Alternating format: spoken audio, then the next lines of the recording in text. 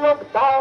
মহামিছিল চলছে চলবে, দলের শক্তি এই সিদ্ধান্তের দাবিতে শহরতলিতে, গ্রামে গঞ্জে, মহানগরীতে বিগত 10 বছর ধরে নানা বিক্ষোভ কর্মসূচি, দাবি একটাই, চাকরি দিতে হবে। 2014 নোটিফিকেশান, 15তে পরীক্ষা, 16তে চাকরির নিয়োগ, কিন্তু অনেকেই বঞ্চিত। আর যারা বঞ্চিত তারা রাস্তায় নেমেছেন নানা রকম বিক্ষোভ কর্মসূচির পরবর্তীতে আজ তারা শিয়ালদা থেকে ধর্মতলা পর্যন্ত মিছিলে অংশ নিয়েছেন।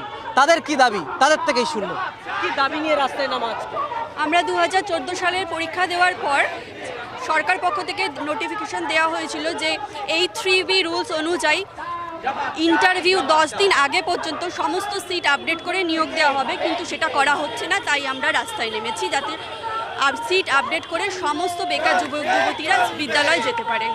বিগত 10 বছর ধরে নানা বিক্ষোভ কর্মসূচি, আন্দোলন সব কিছুই দেখেছে সারা বাংলা। সদুত্তর কিছু পাচ্ছেন, আশা কিছু দেখছেন? অবশ্যই আশার আলো দেখছি। 21শে জুলাই দিদি যে বক্তৃতা দিয়েছেন তাতে আমরা অনেকটা উদ্বুদ্ধ হয়েছি, এবং ওই বলে না, বৃথা আশা মরিতে মরিতেও মরে না, হয়তো আমাদের অবস্থাটা অনেকটা সেই রকম। এবং মহামান্য হাইকোর্টের বিচারপতিদের প্রতিও আমরা সম্মান জানিয়ে বলছি, আশা রাখছি তারা খুব শিগগিরই আমাদের দিকে সঠিক দৃষ্টিভঙ্গি দেবেন এবং আমাদের উপযুক্ত সম্মান পাইয়ে দেবেন। আমাদের আর এইভাবে রাস্তায় নামতে হবে না। নানান রকমের শারীরিক প্রতিবন্ধকতা রয়েছে, যেমন আমি নিজেই হাঁটতে পারি না, আমার পায়ে ব্যান্ডেজ অবস্থায় আমি এসেছি, কিন্তু আমি জানি যে সত্যের সাথে শক্তির লড়াই চলছে। একদিন না একদিন সেই সত্যের জয় হবে এবং শক্তি হবে পরাজিত। আমাদের আপডেট সিটে নিয়োগ চাই।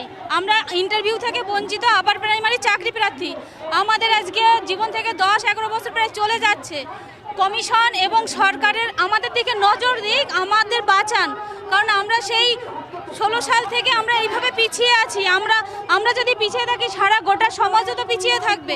আমরা স্কুলের শিক্ষক, যোগ্য শিক্ষক, আমাদের যত দ্রুত সিট আপডেট করে মহামান্য আদালত যেন আমাদের রায় দেন, যেন আমরা এই জীবন যুদ্ধে আমরা জয়ী হতে পারি, আমরা যেন সঠিক স্থান পেতে পারি, আমরা যেন স্কুলে যেতে পারি, আমরা যেন ছাত্রদের পড়াতে পারি, আমরা যেন সমাজ গঠনের যে ব্রত নিয়ে যে স্বপ্ন দেখেছিলাম সেই স্বপ্নটাকে পূরণ করতে পারি।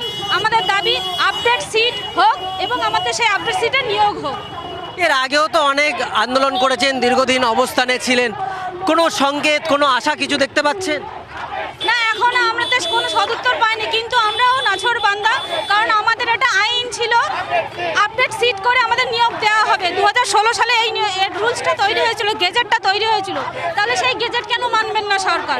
আমাদের সিট, আমাদের 10 বছর 7 মাস হয়ে গেছে আমরা পরীক্ষা দিয়ে বসে আছি, এখনো পর্যন্ত আমাদের রায়পুর প্রাইমারিতে একটাও আপডেট সিট হয়নি। তাই আমরা ইন্টারভিউ বঞ্চিত আবার প্রাইমারি চাকরি প্রার্থী কোর্টের কাছে এবং মাননীয় মুখ্যমন্ত্রীর কাছে করজোড়ে নিবেদন করছি, আমরা যেন সুবিচার পাই।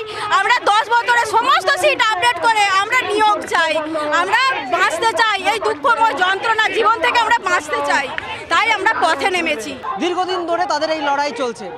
21-এর মঞ্চ থেকে মমতা বন্দ্যোপাধ্যায় যে বক্তব্য রেখেছেন তার পরিপ্রেক্ষিতেই তাদের দাবি, এবার তারা আশার আলো দেখছেন, এবং তাদের এও দাবি, তাদের এও অনুরোধ মাননীয় মুখ্যমন্ত্রী এবং আদালতের কাছে তাদের বর্ধিত সিট বাড়িয়ে ইন্টারভিউ নিয়ে চাকরি দেওয়া হোক। এখন দেখা সরকার পক্ষ বা আদালতের কোনো রায়ে এই যারা আন্দোলনরত অবস্থায় আছেন তাদের মুখে হাসি ফোটে কিনা।